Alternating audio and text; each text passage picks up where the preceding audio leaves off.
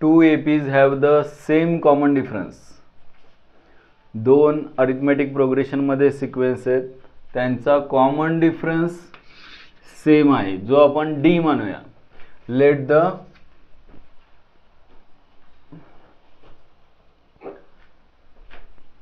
Late a common difference of two APs be D मानलं आपण.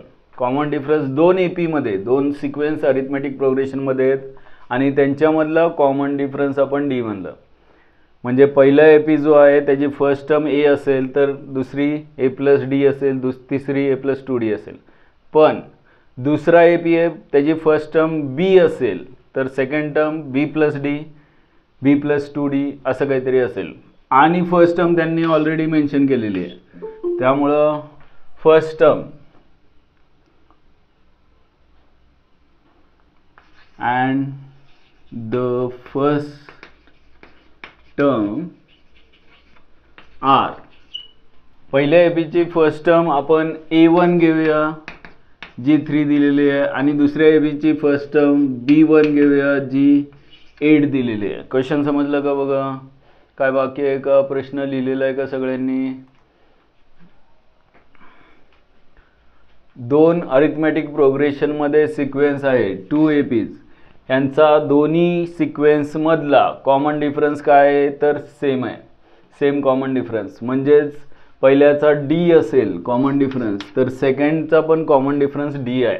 त्यानंतर फर्स्ट टर्म पहिल्या सिक्वेन्सची, पहिल्या AP ची फर्स्ट टर्म 3 सांगितलेली आहे आणि दुसऱ्या AP ची फर्स्ट टर्म 8 सांगितलेली आहे. इथपर्यंत त्यांनी क्वेश्चन दिलेला समजला का आणि लिहिला का? इथपर्यंत माहिती लिहिली का? आणि मग याची फर्स्ट टर्म A1 आहे, दुसऱ्या AP ची फर्स्ट टर्म B1 घेतली. आपण काय कन्सिडर करूया? nth टर्म AN घेऊया आणि दुसऱ्याची nth टर्म काय घेऊया? BN घेऊया. थोडक्यात पहिला सिक्वेन्स आहे A1 A2 A3 A4 A5 A6 AN पर्यंत आहे आणि दुसरा अरिथमेटिक प्रोग्रेशन मधला सिक्वेन्स आहे B1 B2 B3 B4 BN पर्यंत आहे. म्हणजे ह्या AN आणि BN या कोणत्या टर्म घेतल्या? Let nth term of two APs are AN and BN. इथपर्यंत लिहिलं का बघा? आणि मग प्रश्नाकडे बघूया. कशाची व्हॅल्यू पाहिजे त्यांना सांगा.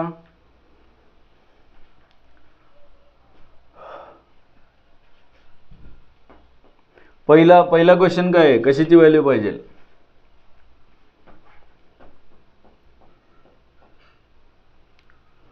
What is the difference between their second terms. म्हणजे पहिल्या सिक्वेन्सची सेकंड टर्म A2 असेल, दुसऱ्या AP ची सेकंड टर्म B2 असेल तर त्यांना काय पाहिजे? A2 - B2 पाहिजे.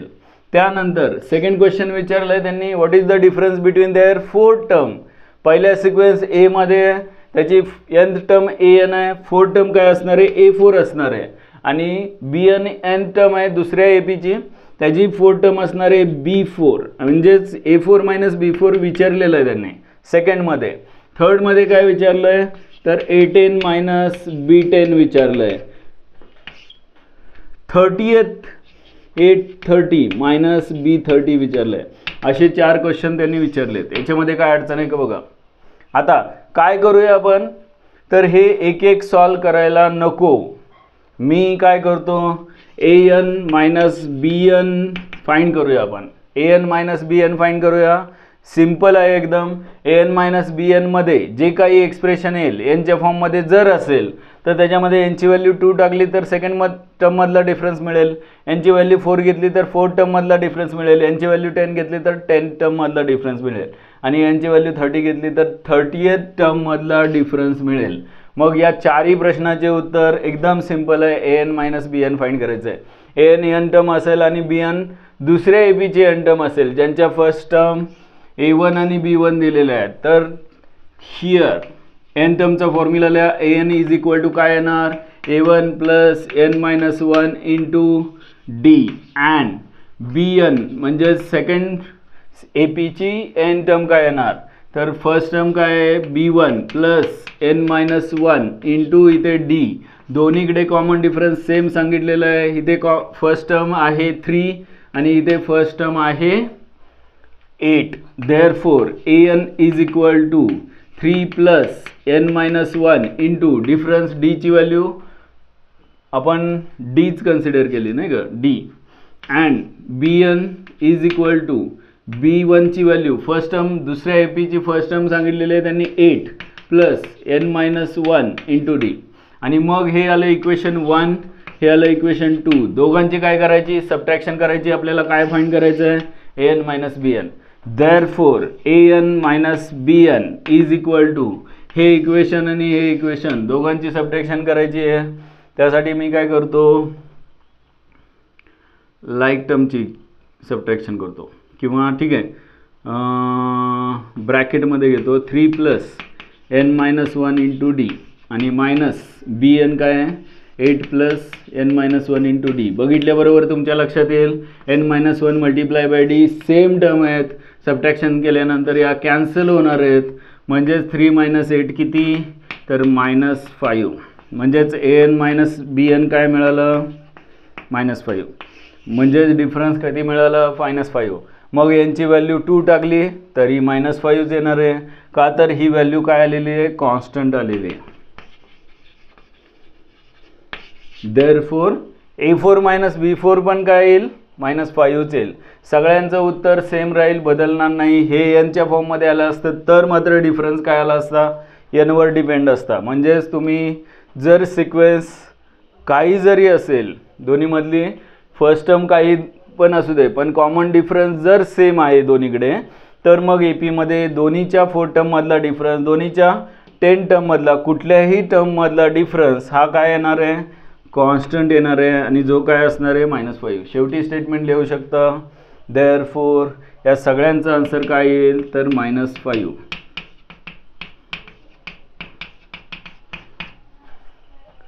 फर्स्ट, सेकंड, थर्ड आणि फोर्थ. इथे एक रिझन लिहू शकता, since an minus bn is constant and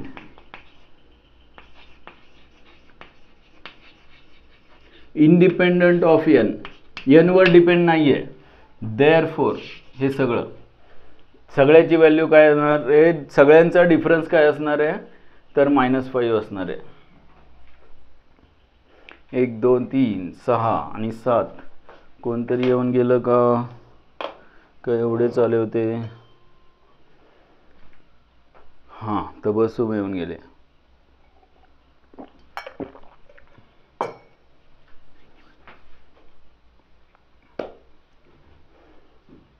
8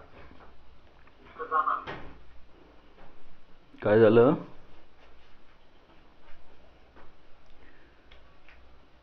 काय कळलं नाही मला.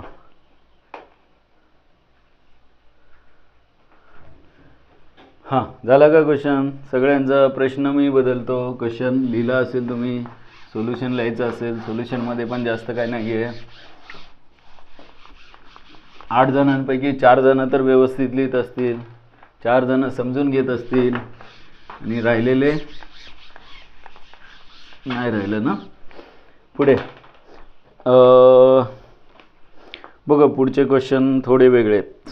म्हणजे तुम्ही आत्तापर्यंत जे काही मॅथ्समध्ये शिकला आहे त्याच्यावरती. In a flower bed, in a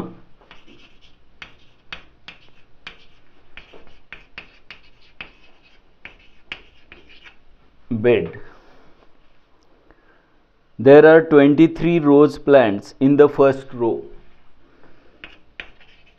There are 23 rose plants in a first row. 21 in the second row.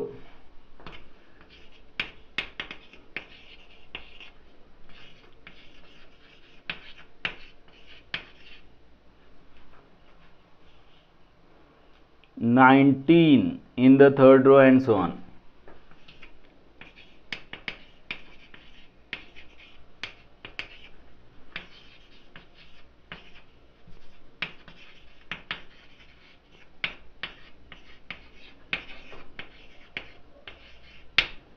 So on. Therefore, there are 5 plants in the last row.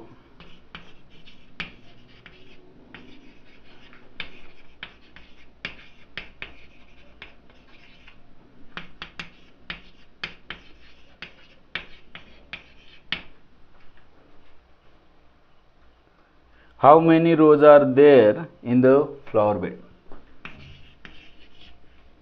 How many rows are there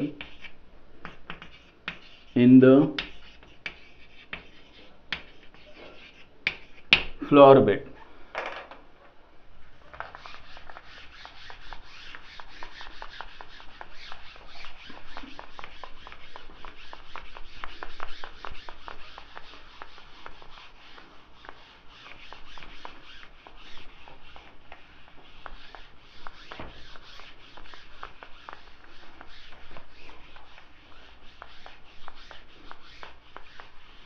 बघा, हे काय example आहे तर पहिल्या row मध्ये 23 आहेत, त्याच्यानंतरच्या row मध्ये 21 आहेत, त्याच्यानंतरच्या रो मध्ये 19 आहेत. अशा पद्धतीनं शेवटच्या रो मध्ये त्यांनी सांगितलंय 5 आहेत. आणि मग बघितल्याबरोबर हे लक्षात येईल की हा जो सिक्वेन्स आहे हा अरिथमेटिक प्रोग्रेशनमध्ये एक्झाममध्ये ज्यावेळेस क्वेश्चन येतो तिथे कुठेही असं सांगत नाहीत की हा क्वेश्चन AP मधला आहे, त्याचा फॉर्म्युला वापरा आणि सॉल्व करा. ते तुम्हाला सुचलं पाहिजे AP मध्ये आहे. हे क्वेश्चन रीड केल्यानंतर थोडासा विचार केल्यानंतर लक्षात येतं, अगोदर साक्षात्कार होत नाही. APचा फॉर्म्युला वापरायचा आहे हे कळत नाही, एवढं सगळं वर्डमध्ये दिलेलं आहे तर लक्षात येत नाही. बघा, let here number of plants, rose plants in a row, number of rose plants in each row are, प्रत्येक रो मध्ये रोज प्लांट्स किती आहेत 23, त्यानंतर 21, त्यानंतर 19. अशा पद्धतीने शेवटच्या रो मध्ये त्यांनी सांगितलंय 5 आहे. आणि मग असे किती रो असतील विचारलंय, how many rows are there in the flower bed, असे किती रो असतील. याचा अर्थ आपल्याला हे first row, second row, third row आणि हा शेवटचा रो, शेवटच्या रोला काय म्हणूया nth रो. nth रो मध्ये असणारी व्हॅल्यू 5 आहे. म्हणजे आपल्याला फाइंड काय करायचं आहे, n ची व्हॅल्यू किती आहे एवढंच समजलं पाहिजे. अरिथमेटिक प्रोग्रेशनचं एक्झाम्पल आहे, पहिलं कळलं पाहिजे. आणि AP मध्ये मग n ची व्हॅल्यू फाइंड करायची हे कळलं पाहिजे. किती रो आहेत ते विचारलेलं आहे. हिअर किंवा गिवन काय म्हणूया clearly the sequence is in arithmetic progression having first term is equal to A is equal to first term किती आहे 23 अँड कॉमन डिफरन्स D ची व्हॅल्यू किती आहे 21 मायनस 23 करा, 19 मायनस 21 करा, -2L and last term nth term is equal to n term an आपण घेतो ती किती आहे 5. n टर्म शेवटची टर्म 5 आहे. आणि मग आपल्याला n ची व्हॅल्यू काढायची आहे. देअरफॉर an चा फॉर्म्युला यूज करा a plus n minus 1 into D. आणि मग an ची व्हॅल्यू किती दिलेली आहे तर 5 दिलेली आहे. म्हणजे 5 is equal to a first term 23 plus n minus 1 into D किती आहे -2 आहे. मल्टिप्लाय करायला चुकू नका, 23 प्लस -2n, -2 ने मल्टिप्लाय केलं तर -2n मायनस मायनस +2, 23 + 2 इज 25 इकडेच ठेवूया. 5 is equal to therefore -2n लेफ्टला घेऊया, म्हणजेच 2n इज इक्वल टू 25 - 5, म्हणजेच 2n इज इक्वल टू 20, यांची व्हॅल्यू 10. म्हणजेच अशा पद्धतीनं किती रो असणार आहेत तर 10 रो असणार आहेत.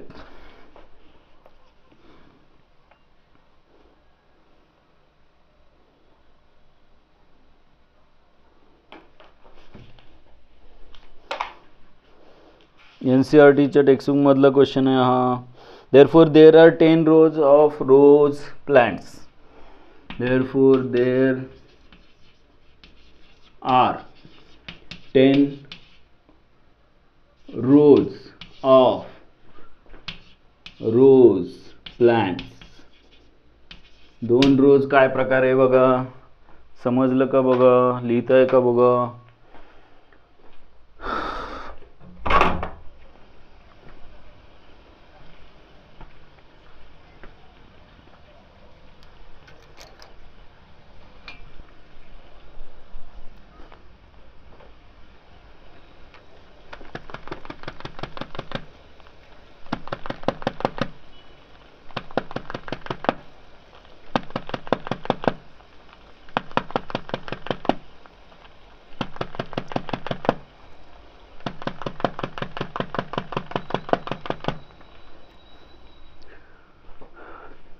ठीक आहे, झालं. क्वेश्चन लिहून झालंय सगळ्यांचा, हा कुणाचं बाकी नाही आहे. आपण आता interest, simple interest,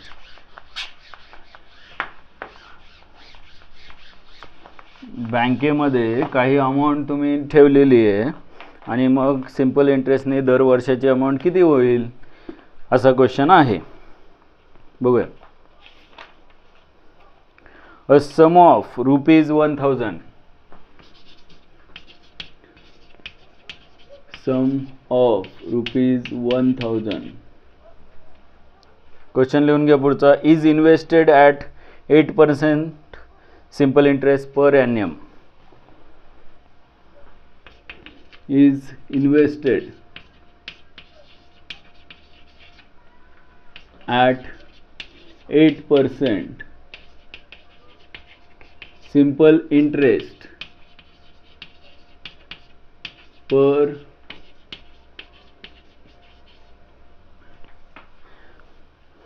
per annum. Calculate the interest at the end of.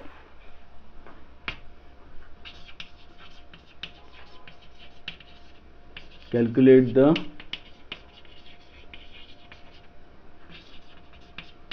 at the end of 1, 2, 3 years. 1, 2, 3, 4 वर्षानंतरचा इंटरेस्ट कॅल्क्युलेट करायचा आहे. Is the sequence of interest and AP. पुढे विचारलं आहे त्यांनी, is the sequence of interest and arithmetic प्रोग्रेशनमध्ये आहे का हे विचारलं आहे. आणि जर असेल, find the interest at the end of 30 years. Find the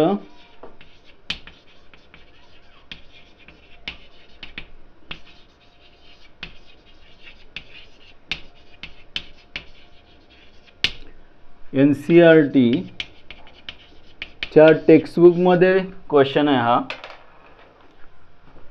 30 वर्षानंतर इंटरेस्ट किती होईल ते विचारलंय.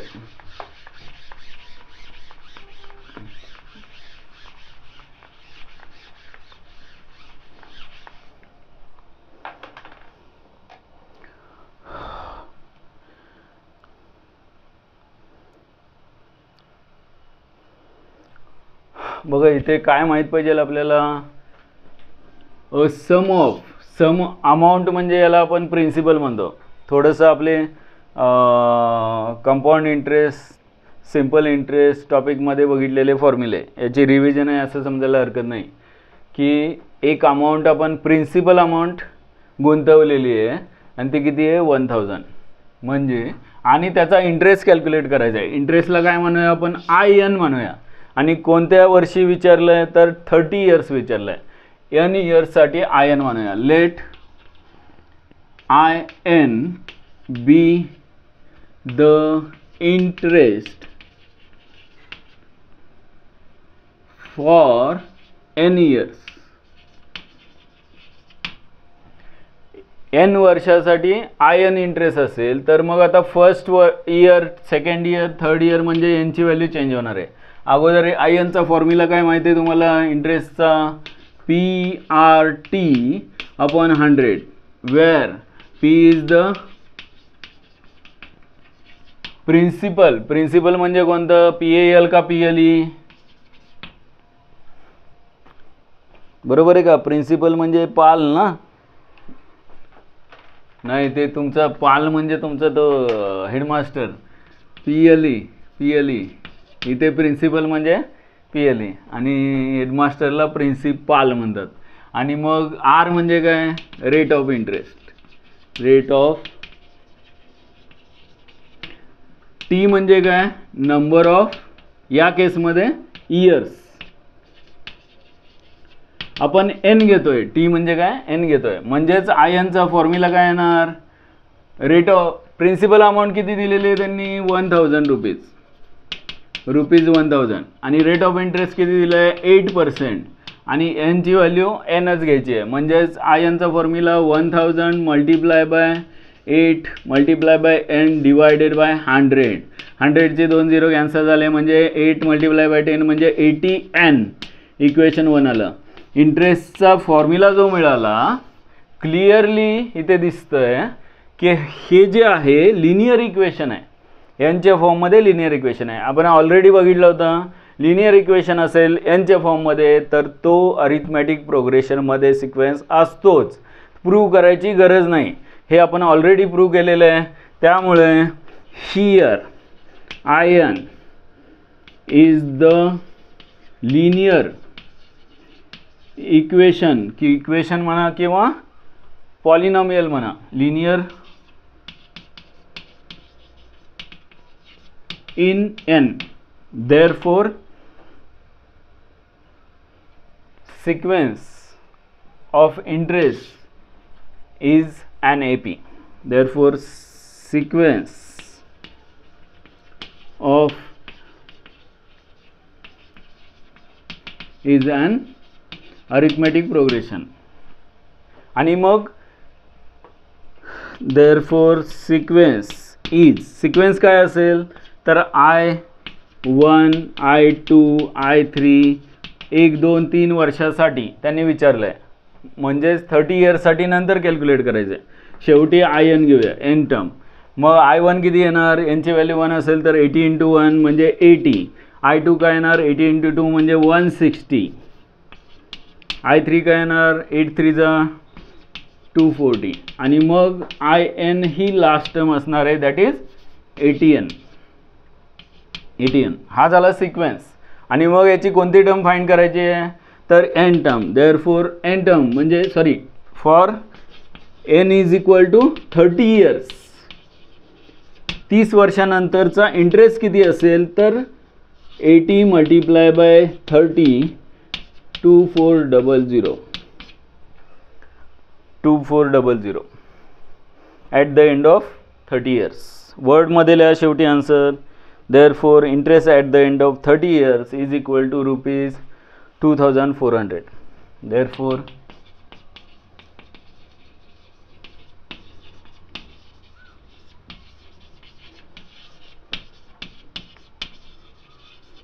is equal to rupees 2400.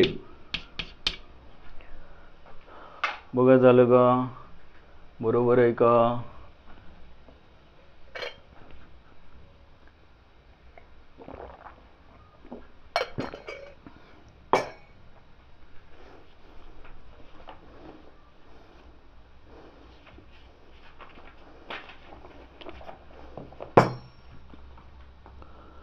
Subbarao आणि Jasleen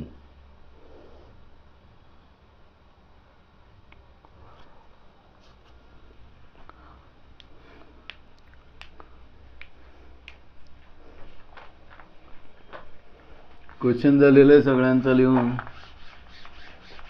solution लिहिताय.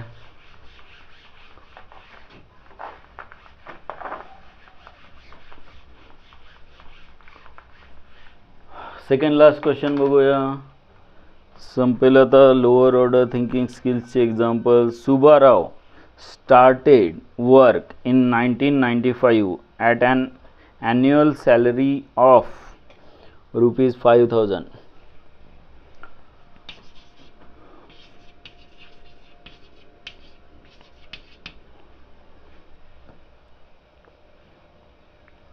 Subbarao started work in 1995.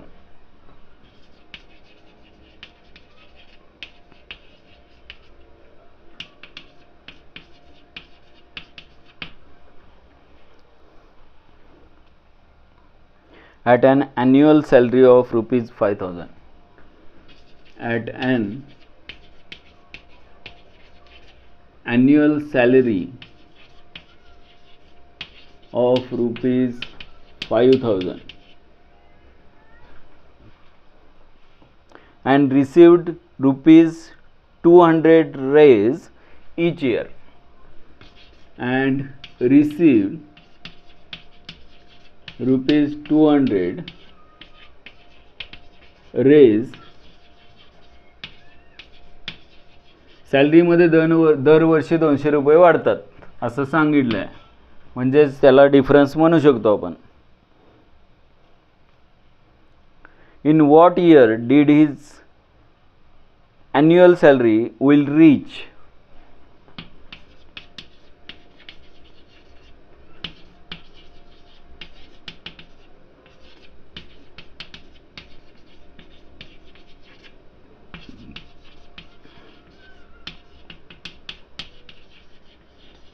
Rupees 7,000 question mark.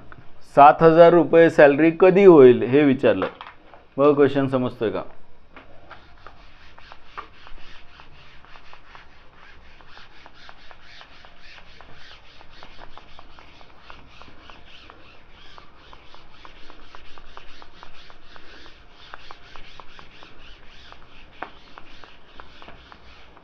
आणि मग पुढचा क्वेश्चन NCERT टेक्स्टबुक मधला क्वेश्चन आहे. नेक्स्ट क्वेश्चन पण लिहून टाकूया का लगेच. Jasleen saved rupees 5 in the first week of the year.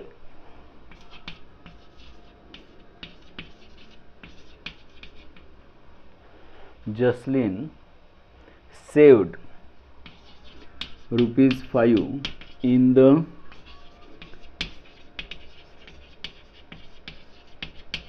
first week of the year and then increased her weekly savings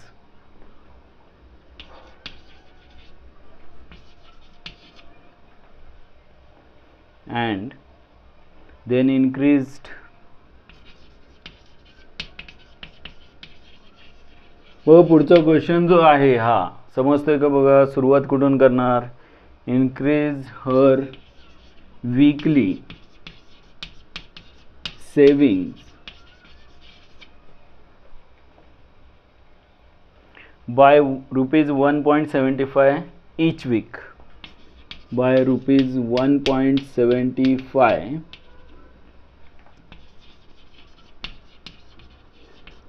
each week.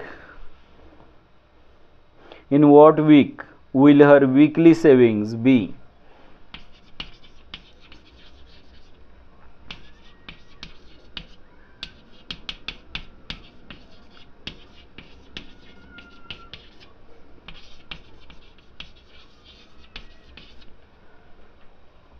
Rupees 20.75. किती वीक मध्ये, किती आठवड्यामध्ये 20 रुपये 75 पैसे त्यांचं सेविंग होईल. दोन्ही प्रश्न एकसारखे थोडेफार आहेत, त्यामुळे एका वेळेस लिहिलेत मी. आणि मग संपण्यासाठी पण तुम्हाला वाटावं की एवढं झालं की झालं, म्हणून एवढे दोन क्वेश्चन संपूया. सुरुवात कुठून करायची. सुरुवातीला ॲन्युअल सॅलरी किती आहे तर 5,000 रुपये. कधी तर 1995. तुम्ही कुठे होता.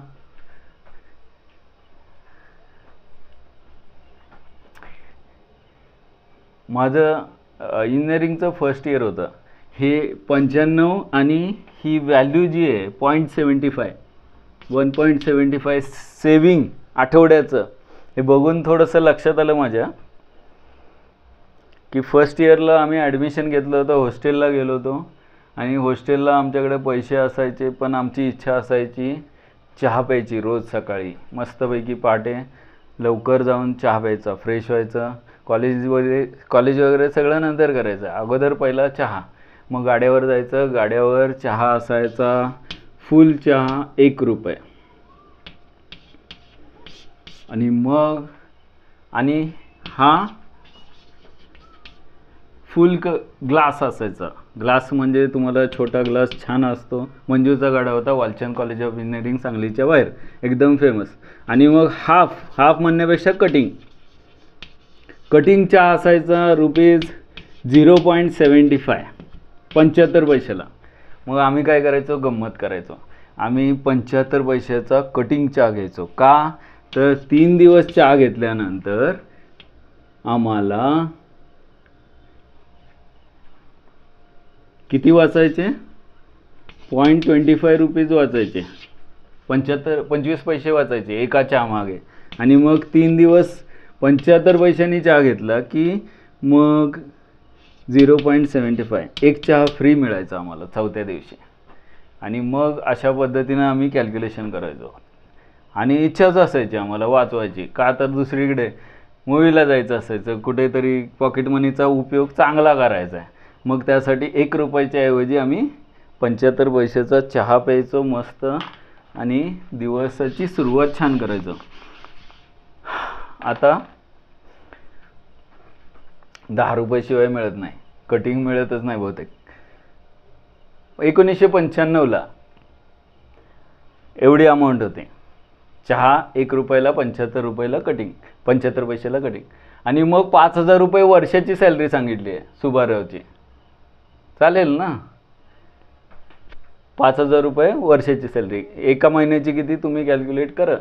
आणि मग खूप कमी आहे खरं, त्यावेळेस अवघडच आहे तेवढी सॅलरी 95ला. रिसिव्ड ₹200 रेज इच इयर, प्रत्येक वर्षाला 200 रुपये वाढत होते सॅलरीमध्ये, वर्षाची salary. Given that annual salary किंवा फ्रॉम गिवन कंडिशन, डायरेक्टली लिहूया, फ्रॉम गिवन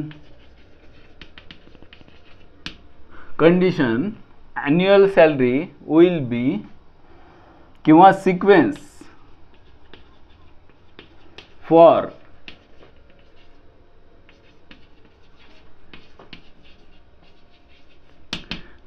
ॲन्युअल सॅलरीचा सिक्वेन्स काय असणार, पहिल्यांदा 5,000 रुपये, नंतर सेकंड इयरच का, हां, नेक्स्ट इयरमध्ये किती वाढणार तर 200, म्हणजेच 5,200. त्याच्यानंतरच्या वर्षी 5,400.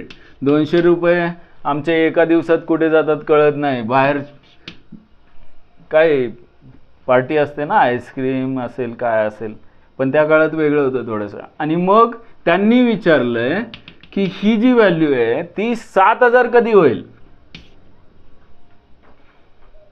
सुबारावची ही जी सॅलरी आहे 7,000 कधी होईल हे विचारलंय.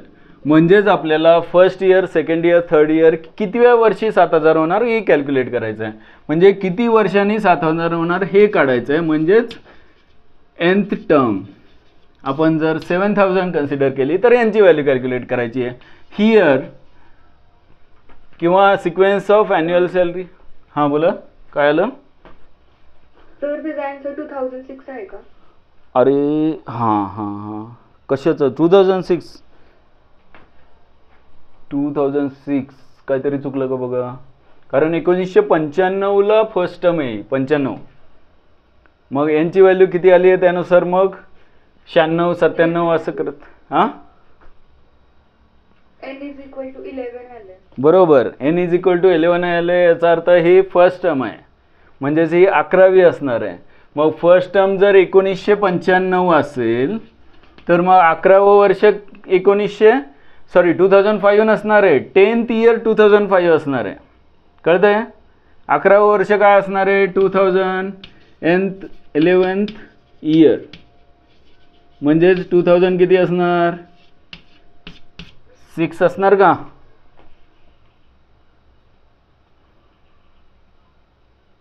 अरे 2005 बरोबर आहे की. 10th यांची व्हॅल्यू 10 आली का 11? तिथे गोंधळ झालाय. यांची व्हॅल्यू 10 आली का 11? तू काय सांगितलं? सर माझा आन्सर 2006 आलं आणि n ची व्हॅल्यू 11 आली. बरोबर, यांची व्हॅल्यू 11 आली आहे, तेच सांगतोय मी. 1995ला जर बर तुझं डेट ऑफ बर्थ सांग. 8 जानेवारी 8 जानेवारी 2008. 8 परत परत छान आहे की. आणि मग 2018ला किती वर्षाची झाली तू? 18ला नाही, 18लाच घे. 18ला किती वर्षाची झाली? जानेवारी 2018ला किती वर्षाची झाली? 8 जानेवारी 2018ला किती वर्षाची झाली?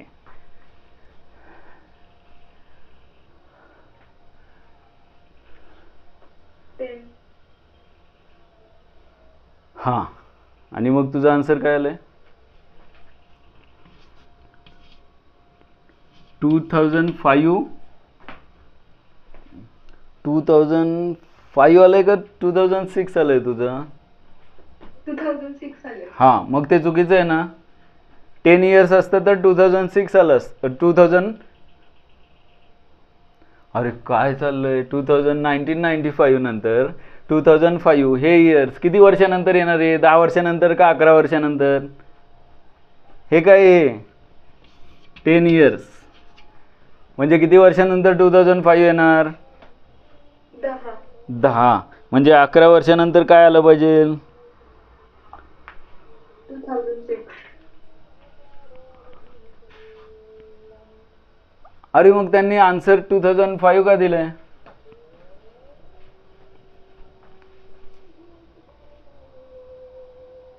अरे हो हो हो हो हो, हे पहिल्या वर्षी आहे ना, फर्स्ट इयर आहे. हे 1 वर्षानंतर म्हणजे हे सेकंड इयर ना.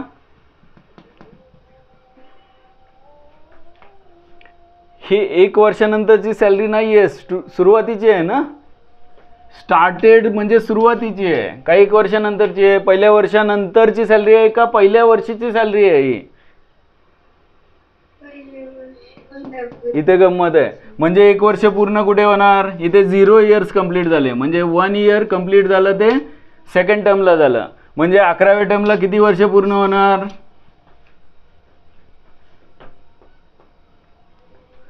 11व्या टर्मला किती वर्ष पूर्ण होणार? 10 इयर्स. आणि दुसऱ्या भाषेत इथे 1995 असेल तर 1996 म्हणजेच काय 1 इयर कंप्लीट होणार. आणि मग सेकंड टर्म असणार ना ही, सेकंड टर्म. आणि मग 11th टर्म यांची व्हॅल्यू 11th येत असेल तर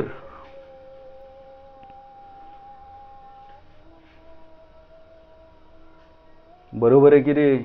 96 पासून 2005 पर्यंत 10 टर्म्स होतात, 10 इयर्स होतात. 2006 पासून 2005 पर्यंत 10 इयर्स होतात. म्हणजेच 11वी टर्म. 11वी टर्म म्हणजे काय? कारण ही आपण टर्म कन्सिडर नाही केलेली. 1 इयर इथून स्टार्ट होत आहे, म्हणजे ही पण विचारात घेतली तर या 2 टर्म आहेत. 11वी टर्म होत असेल ज्यावेळेस 2 टर्म पूर्ण होतात त्यावेळेस 1 वर्ष पूर्ण होतं. 3 टर्म, तिसऱ्या टर्मला 2 वर्ष पूर्ण होतात. चौथ्या टर्मला 3 वर्ष पूर्ण होतात. म्हणजे 11व्या टर्मला 11 यांची व्हॅल्यू जर 11 येत असेल तर 11 टर्मला 10 इयर्स कंप्लीट होणार आहे. तुम्ही कॅलेंडरवर किंवा लिहून बघितलं तरी कळेल. तर आपण आता क्वेश्चनकडे येऊया. 2005 बरोबर आहे आन्सर. कळलंय का आदिती?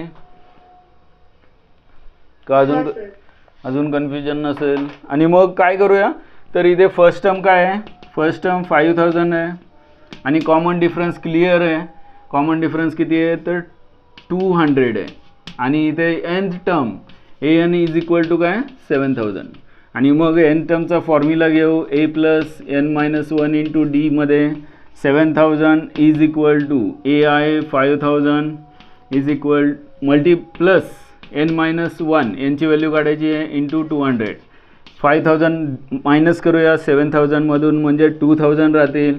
आणि इथे 200 n मायनस 200 इकडे आल्यानंतर प्लस 200 2200 होतील इज इक्वल टू 200n, म्हणजेच n इज इक्वल टू 2200ला डिवाइड होणार 200नी, म्हणजेच 2200 0 कॅन्सल आणि मग यांची व्हॅल्यू किती येईल, n is equal to 11. Therefore इथे 7000 कधी होईल, 11 टर्म इज 7000. दॅट इज बघा इथे 11वी टर्म, फर्स्ट टर्म जी आहे ती 5000 म्हणजे एकही वर्ष पूर्ण झालेलं नाही आहे, स्टार्टिंगला ॲन्युअल सॅलरी 5000 आहे, म्हणजेच सेकंड टर्मला 1 वर्ष पूर्ण होतं आहे, म्हणजे 11 टर्मला 10 इयर्स कंप्लीट होणार आहे. Therefore his annual salary will reach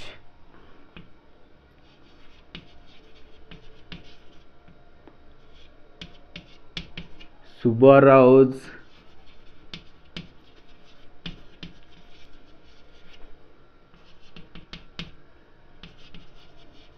reach rupees 7000 in 10 years, that is in 2000 किती 2005 मध्ये 2005 साली 10 वर्षानंतर होईल. ठीक आहे, झालं का? पुढचा क्वेश्चन घेतला का? जसलीनचा 5 रुपये पहिल्यांदा इन्व्हेस्टमेंट आहे. अगोदर हे लिहून घ्या, सगळं लिहायचं राहिलं असेल तर, आणि मग क्वेश्चन लिहून घ्या आणि मग बघूया. सिम्पल आहे तो पण क्वेश्चन. सुरुवातीला वीकली सेविंग 5 रुपये करताय तुम्ही, असं समजा की 500 रुपये तुम्ही करताय आठवड्याला, आणि मग त्याच्यामध्ये 175 रुपये तुम्ही 1.75 रुपीज प्रत्येक वीकमध्ये, प्रत्येक आठवड्याला 1.75 रुपये ॲड करणार आहे, इन्क्रीज करणार आहे सेविंगमध्ये, वीकली सेविंगमध्ये. म्हणजे हे जर असं वर्षाचं आहे तसं तिथे वीकली असणार आहे, सिक्वेन्स येईल, आणि त्याच्यामध्ये फर्स्ट टर्म आणि कॉमन डिफरन्स महत्त्वाचा आहे. आणि त्यांनी विचारलं आहे की टोटल सेविंग 20 रुपये 20.75 रुपीज कधी होईल हे विचारलं आहे. किती वीकमध्ये होईल, कोणत्या वीकमध्ये होईल.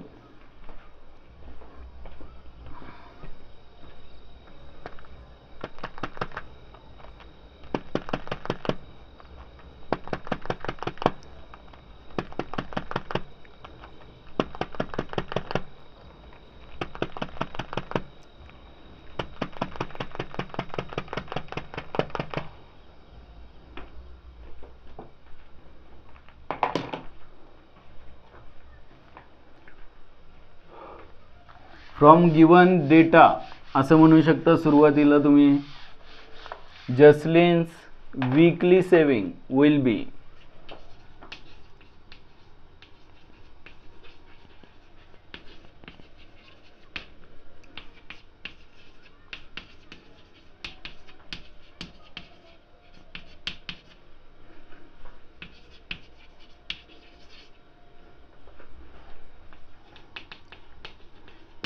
वीकली सेविंग कसं असेल तर सुरुवातीला ₹5 आहे, ₹5 नंतर 1.75 रुपीज ॲड होत आहेत, म्हणजेच ₹5 + 1.75 म्हणजे 6.75 येईल, आणि त्याच्यामध्ये परत 1.75 ॲड केल्यावर किती येणार आहे, ₹7.50 येते का बघा. त्यानंतर शेवटी त्यांनी विचारलं आहे की हे सेविंग ₹20.75 कधी होईल, म्हणजे ही एन टर्म कन्सिडर केली. Clearly sequence is in arithmetic progression having first term a is equal to 5 and common difference d किती येणार आहे, सबट्रॅक्शन करा, 1.75 येईल, आणि इथे अँड n टर्म घेऊया, an 20.75 आणि मग सेम फॉर्म्युला एनची व्हॅल्यू फाइंड करायची आहे. किती आठवड्यामध्ये, किती वीकमध्ये टोटल अमाऊंट जसलीनची 20 रुपीज अँड 75 पैसे होईल ते कळेल आपल्याला.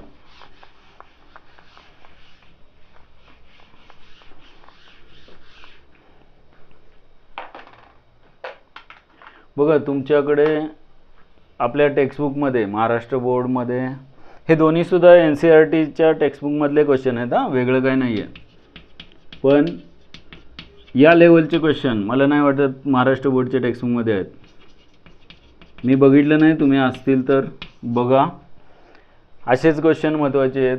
हेच प्रश्न कॉम्पिटिटिव्ह एक्झाम जी 11वीच्या ॲडमिशनसाठी विचारले जातात, बनवले जातात, किंवा NTSC असेल त्यासाठी विचारले जातात. कॉम्पिटिटिव्ह एक्झाममध्ये असेच क्वेश्चन विचारले जातात, किंवा UPSC MPSC घ्या तुम्ही, तर त्याच्यामध्ये हे असंच काहीतरी विचारलं जातं. तिथे डोक्यात पण येत नाही हे अरिथमॅटिक प्रोग्रेशनचा काय कन्सेप्ट आहे बाबा. त्यांच्यासाठी ज्यांनी मॅथ्समधून पुढे गेलेले नाही आहेत, मॅथ्सकडे दुर्लक्ष केलं आहे, आर्ट आणि कॉमर्सच्या लोकांसाठी खूप अवघड होतं आहे. पण 11-12मध्ये पुढे मॅथ्स घेऊन मग UPSC सारखे एक्झाम क्रॅक करणं सोपं जातं. म्हणून मग इंजिनियर झालेले जास्त UPSC क्रॅक करतात. हे पण तेवढं बऱ्यापैकी आहे इंजिनिअरिंग बॅकग्राऊंड असणारे, का तर मॅथ्समध्ये जास्त काम केलेलं असतं. बघा लक्ष द्या. फर्स्ट टर्म nth टर्मचा फॉर्म्युला घेऊया. a + n-1 × d. n term आहे 20.75 इज इक्वल टू a आहे 5 प्लस n-1 × d आहे 1.75 आणि 1.75 ने मल्टिप्लाय करायचं आहे. अगोदर हे 5 सबट्रॅक्ट करून घेऊयात. 20.75 minus 5 is equal to multiply करूया 1.75 n मायनस 1.75 आणि मग subtraction 15.75 is equal to 1.75 n minus 1.75. इथे 1.75 मायनस आहे, तिकडे घेऊया, ॲड होतील. 15.75 plus 1.75 is equal to 1.75 n. Actually decimal point काढून टाकला तर अजून सोपं होईल, काय प्रॉब्लेम नाही आहे, आपण ठेवूया. आणि मग 15.75 प्लस 1.75, 15 प्लस 1 16 आणि 17.50 येते का बघा. 17.50 दोन्हीची addition is equal to 1.75 n. दोन्हीकडे 2 डेसिमल पॉईंट आहेत, काढून टाकतो, जास्त त्रास होणार नाही. 1750 is equal to 175 n. Therefore n is equal to 1750 divided by 175 म्हणजेच 10 येईल. म्हणजेच इथे यांची व्हॅल्यू किती मिळाली 10. म्हणजे 10 आठवडे लागतील 1750 divide by 175.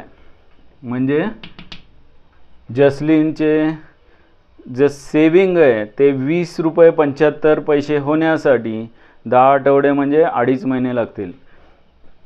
10 weeks will be there. Therefore Jaslin's weekly saving will be rupees 20.75 in 10 weeks. हे झालं शेवटचा आन्सर. 10 वीक बरोबर आहे का बघा. 10th week 10व्या आठवड्यामध्ये.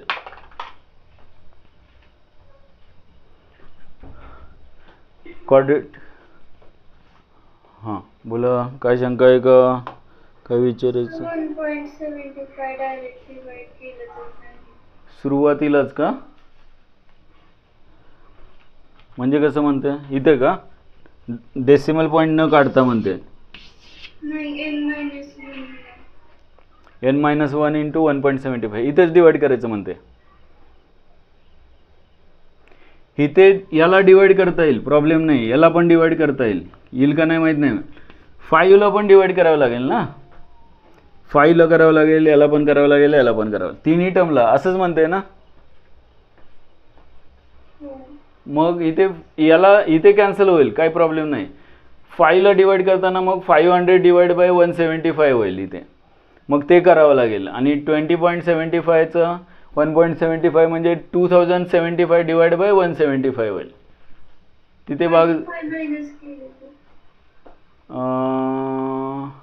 हां 5 मायनस केल्यावर म्हणजे इथे डिवाइड करायचं म्हणते ना. 15.75ला 1.75ने डिवाइड करायचं. इथे कॉमनच ठेवला आणि इकडे डिवाइड केला. 5 मायनस केल्यावर याच्यातून 5 मायनस केल्यावर म्हणते का काय यांची सबट्रॅक्शन केल्यावर हे 5 इकडे मायनस केले म्हणजे 20.75चं होणार 15.75 आणि नंतर हा पार्ट जो आहे इकडे डिवाइड केला तर अजून सोपं होईल. चालेल तसं पण म्हणजे हे असं येईल. हे 5 हां कसं म्हणते हे बघ हे 5 मायनस केल्यावर 15.75 इज इक्वल टू राईटला काय राहणार तुझं सांग.